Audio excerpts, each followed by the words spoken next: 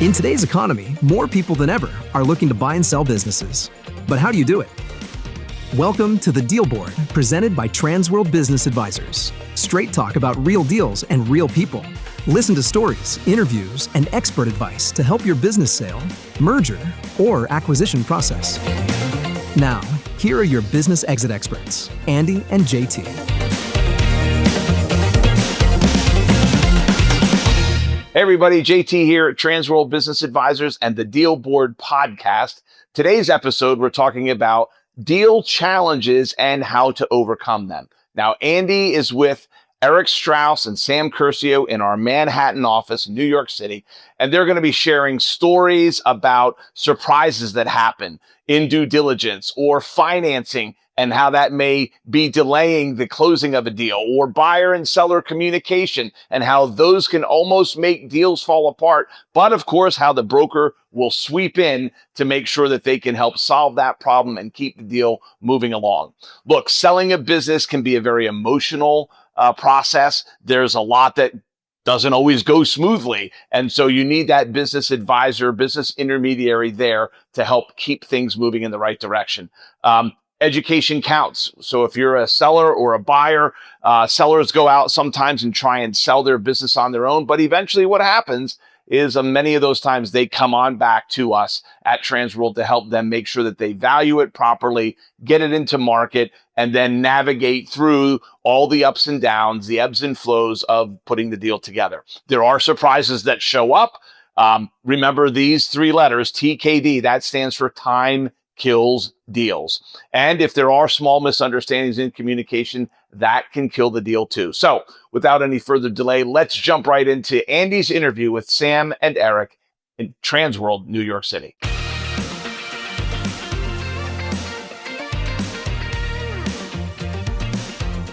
Hey, welcome back, everybody, to the Deal Board podcast, live from New York, the Theorist Studios, podcast studios, and they're doing a great job for us while we're here in New York, gathering great information from none other than Sam Curcio and Eric Straus of our Transworld Business Advisors of Manhattan. Guys, welcome to the Deal Board once again.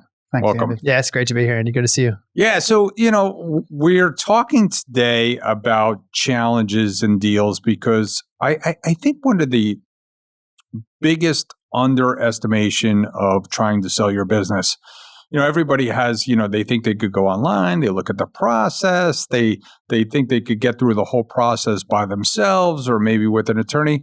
And then as Mike Tyson says, everybody has a plan until you get punched in the face. And so we've been punched in the face so many times that I think it's good to try to talk people through some of those situations so they understand that deals don't always go smoothly. Right, Sam? I mean, no deal goes smoothly. I mean, if you spend any time in this world, you'll realize that every deal has hair on it. You're dealing with people. People have personalities. And this is a very emotional process. So when you get into a deal, you have to look out for the bumps ahead and try to make people aware of the process. Education is big. I always tell people I'm educating first in our process. And I mean, if you want, I can tell you about a recent deal that I worked on that we came into some challenges. We had an ITMSP deal that we were working on, so an internet managed service provider, and a larger deal for them. And we're through due diligence and we're getting close to a closing. And as we're finishing our review, we recognize that the client contracts are not assignable. And this was supposed to be an asset sale. And so last minute, we had to try and restructure the deal into a stock sale to get the deal across the finish line. And the seller was very nervous about that. So with some coaching and some advice from me and her legal counsel, she got comfortable and was able to move the deal across the finish line. And it turned out to be an excellent deal for all parties involved. But when you have that surprise last minute that you're not expecting, you start to get nervous about what other surprises might I come across. Right. And sometimes it's just that one. And in this case, it was just that one and it ended up being a great deal. And we talked to her post-close and she was very happy. How close to the closing were you before that happened? We were probably a month and a half out, maybe 2 months out. Yeah. It was once we got into, because we had to get through most of the due diligence review before we were allowed to do client review. Right. So once we got through all that and we had the purchase agreement ready, we got to review the client information, and then we recognized that the contracts weren't assignable. Right. And everybody had spent money and everybody's invested in this and deal. And the banks, like we was getting financed. So right. And the banks were okay with the stock sale? Yep. So we transferred the document through them, and they took a look, and everybody was happy. So yeah, I mean, Eric, you've seen lots of deals. You've been part of lots of deals in your life. You see all kinds of things happen that will kill a deal if you don't have the proper tool to apply. There's no question about it. I mean, first of all, the business that I used to own, when I sold them, I used an intermediary, right? A broker's job is not about finding the buyer. Right. A broker's job is about getting a deal across the finish line. And it's not easy to do that, right? I mean, we have to deal with the buyer and the seller and the buyer's attorney and the seller's attorney and the buyer's bank and the buyer's accountant and the seller's accountant. And there's a lot of personalities, and you need someone to quarterback it. And you know, it's amazing the number of listings we have where the person tried to sell it on their own first. And I said, all right, good luck. I'll call you in 6 months. Right. And then, 6 months or a year later, they said, oh my God, I got so close. But we never made it across the finish line, and then they hire us, Right. So I think there's no question that hiring a good broker is, so worth the investment to help you through the process. It is not an easy process. It's an emotional process, as Sam said. It's not easy. And having someone who's done it hundreds of times, obviously is going to be beneficial. Yeah. And you've had an example of a deal that you could remember? Sure. So, not too long ago, we sold a wholesale fish company in Hunts Point, $40 million a year in revenues, $800,000 of EBITDA. So not great margins, but that's wholesale Hunts Point, right? Wholesale fish, right? And anyway, remarkable business. Runs from like midnight to 5 a.m. in the morning. Wow. The owner was in Florida, had not been to the operation for 15 years. Wow. Yep. And talked to a lot of buyers. There's a lot of interest. Had a couple of people that weren't that strong. And then this one family owns a bunch of New York City restaurants, came in and met his asking price. And great buyer. Go to contract. And they were trying to get sort of an additional SBA loan in addition to the other loans they had. Anyway, the financing took forever. And what's the real truism in our world? Time kills deals, right? Well, this deal should have died. Deals are like fresh fish, we always say. After a while, they start to stink. But this one was true. Exactly. But it just took a long time. And it was just, I wasn't such a genius, but I called buyer and seller every single week and said, where are we? And I talked to the banker every week. And I just kept the train rolling along the tracks. And I don't know if buyer and seller together would have had the patience or knowledge to get it done, right? And you just need someone in your corner who's really worried about getting that deal done for your sake. And that's what a broker's value is, I think. Yeah, I agree with you. I was involved in a deal where, my partner in the deal, we split deals a lot in Florida, and he would come into my office every day and he said, did you check on the deal? Did you check on the deal? And eventually I wanted to choke him. I'm like, Ray, enough with checking on the deal. And he said, call and check on the deal. So I called and checked on the deal, and they're like, oh, we're just writing you a cancellation letter right now. I'm like, cancellation letter? Why are you writing us a cancellation letter? And they're like, well, we just don't like what the seller said, the other day. And we're like, we think you misunderstood what the seller said. He said that he was losing that client, but he gained like 5 others, and they're like, oh, we didn't hear that part. It was like a complete misunderstanding about the meeting. And he actually wound up not losing that client in any way. But, the deal was about to die if we didn't step in and, and check on the deal. So I think that's a valid point. We recently had a deal where a buyer came to us and says, hey, we're really looking for a home healthcare agency. And we're like, well, what kind of health? They're like, well, can we show you a deal that just died? And I'm like, well, why did it die? And it's like, well, we just couldn't get there with the seller, with the reps and warranties in the deal, and the seller felt uncomfortable. And we're like, would you pay us if we could go talk to that seller and help them convince them that, these are the typical types of reps and warranties? Well, they're like, yeah, we'll absolutely pay you if you could put that back together. And we did. That's fantastic. Amazing. Yeah. So, I mean, a lot of times it's a negotiation. We had, I just recently did an episode where we had a top M&A in the healthcare industry. And he said the intermediaries on the deal, he's an attorney for one of the top M&A healthcare attorneys in the country. And he said, I like the intermediaries being involved in the deal. I like the creativity because that's what it takes. Yep. Well, also the sellers are running their company. And sometimes when you're running your business, you may lose track of things. And so sometimes when I'm reaching out to somebody and saying, hey, did you get this submitted? Did you work on that? All of a sudden you find out like, oh, I forgot I was supposed to get that to you. And I get it. You're running a business, so you're busy. And so there's also people to make sure that each step of the process is being hit. I just had a call with a buyer today and said, did you submit your loan application yet? And he goes, oh, I'm so sorry. I was so deep in due diligence that I forgot to submit the loan application. So it's about all those little pieces that people might forget about that down the road is going to set a delay. Yeah. And sometimes you need a bad guy in the deal. I mean, how many times have you had to step in to be? I know that's why I'm pointing to Eric. You can't see it out there on podcast land, but I'm pointing to Eric. Sometimes you have to talk very bluntly to people on some of these deals. There's no question about it. I hope it's okay to say. Yeah. When my wife started her business, she wanted my help. I said, okay, I'll help you, but I need a C title, C something. So she said, I'll make you CAO. I'm like, what's that? She said, Chief Asshole Officer. I'm like, perfect. So you do need someone to get everybody in line, right? Right. I mean, emotions do run high, right? Especially between buyer and seller. I think it's good to have someone who sort of virtually slaps you around sometimes and say, no, that is not acceptable, right? The way you're behaving now is not the way it's going to work to get the deal done. Here's how you have to do it. And I think it helps to have a professional who's done this a gazillion times, who's not so emotional about it. Yeah, we were working on a large deal in the marine industry, and it was a brother and two sisters. And the one sister was really running the business. The other two were just collecting checks. A couple $100,000 a year, but collecting checks. And at the last minute before the deal was about to close, the brother basically caused an insurrection. He basically came into the office, riled up the employees, told them that it was about to be sold, and wound up killing the deal.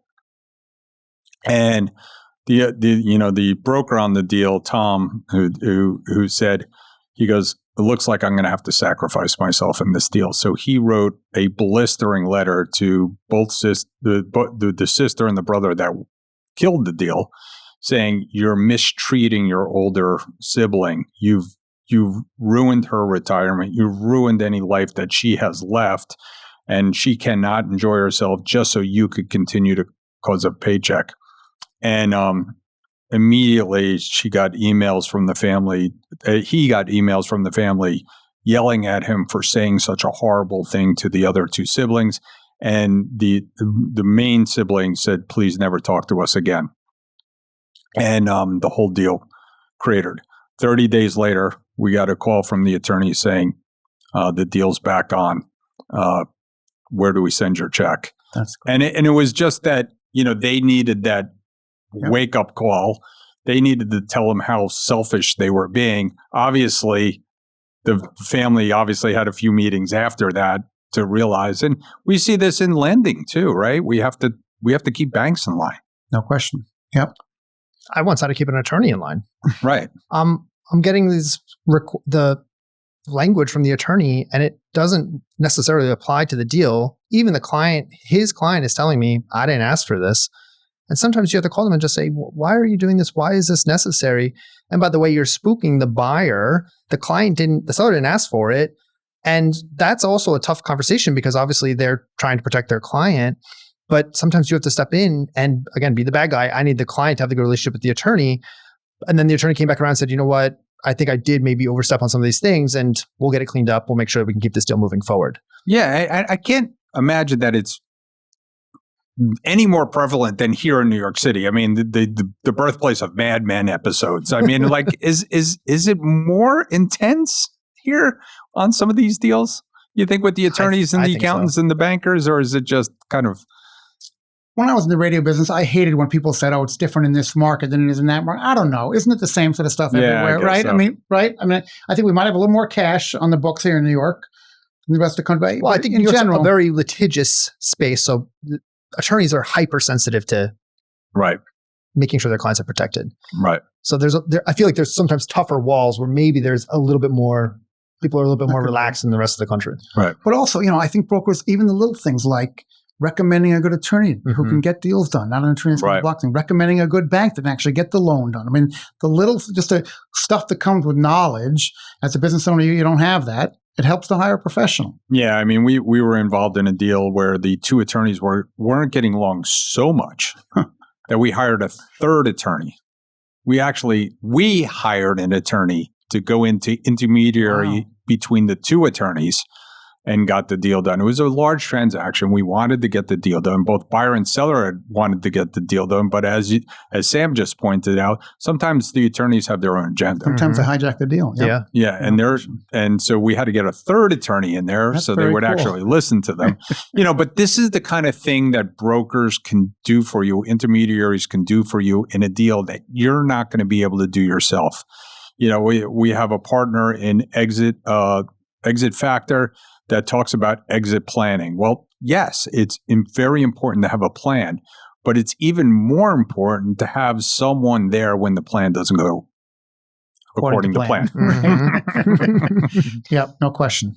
So, any last thoughts, tips for people when they're going through a deal?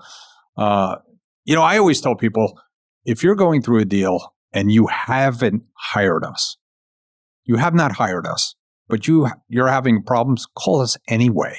I mean, because we want to see people to get deals done. We could be hired last minute, but any last, thought processes to people that are involved in deals?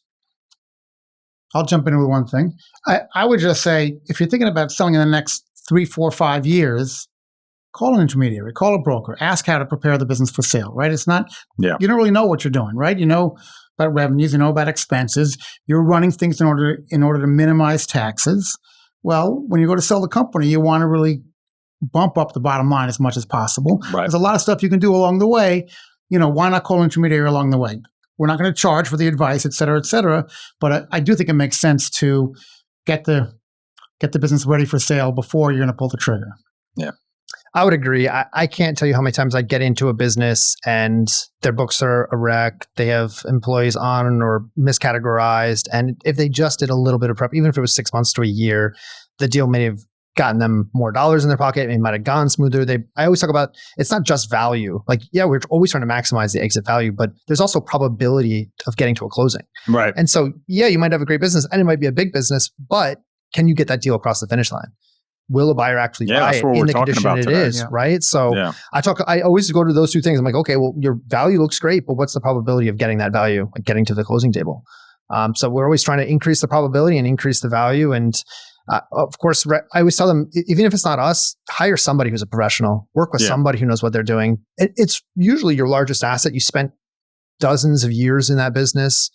Don't try to do it yourself. Yeah. I mean, I would agree with everybody here and just reiterate something that Eric said earlier, or you said earlier, that you need to run your business. This is not your job.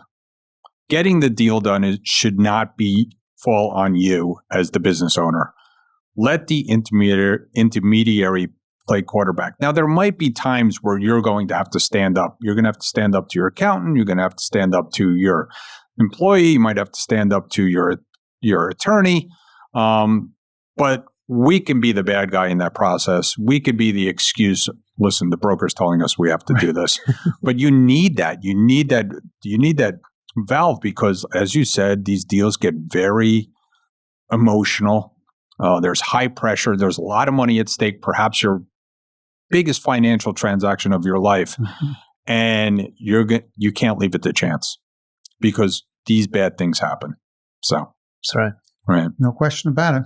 We're here for you. We're here for you. If somebody's in Manhattan, they need to call. Who they calling? Sam? Call Sam. Call me, 646-470-9433. Yeah, he's giving out his cell number, so you know he's dedicated. All right, everybody. Thanks for joining us today. Thanks, Andy. Hey, Andy, do you know what time it is? What time? It's time for Deal of the Week. Ring the bell. Welcome back, everybody. It is Deal of the Week, and I am here with Eric Straus and Sam Curcio of Transworld Advisors of Manhattan. Eric, you just had an interesting deal close. Tell us about it. Well, I'm proud to report this is my quickest deal since I've been doing this for 15 years. It was like 45 days. It was like so fast. Yep. So it was a fashion brand, pretty cool business. This young woman ran the business. She just had a kid. The kid was sick, taking up all her time. Wow. And she couldn't run the business anymore. She didn't want to fold it. So she came to me and I said, look, let me give it a shot. But if you want to sell it quickly, we got to price it to sell it quickly. Right. And so she priced it very aggressively, very appropriately. And we got some interest, but nobody was like putting in offers. Just so happens I was playing tennis with a buddy of mine. I happened to beat him. I think it's worth pointing out. That worth pointing out. Yeah. And he always asked me, what kind of deals are you working on now? I told him about this fashion brand. He's like, oh, wow, this would be perfect for my daughter-in-law who runs a similar business. 2 weeks later, it was hers. Wow. Yeah. It was that fast. Great deal. Amazing. Sounds like a good deal for good people. Yes. Eric, what's the best way to get in touch with you if somebody wants to learn more? 917-719-5920. There you go.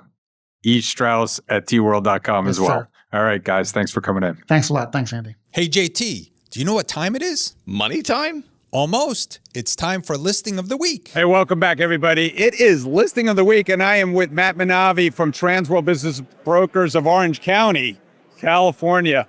And Matt is doing a lot of large deals, and he's got a nice deal here. Yes, thanks, Andy. Thanks for the opportunity. So one among many of our listings is a weight loss company with Telehealth Medicine. Wow. A great company. There are a couple of entrepreneurs. They started it in 2021, and from nothing, they generated $4.7 million in revenue in 2024 at about $1.7 million adjusted EBITDA. Wow. So you could say, okay, a $1.7 million EBITDA would be a multiple of 3 to 4, but it actually pushed it to 4.5 and 5 for 2 reasons. One is the accelerated growth. 2, the scalability of the company, because they've got a vision of going into various verticals. And the approach was, we're going to go into weight loss as our low-hanging fruit, and then we're going to expand it.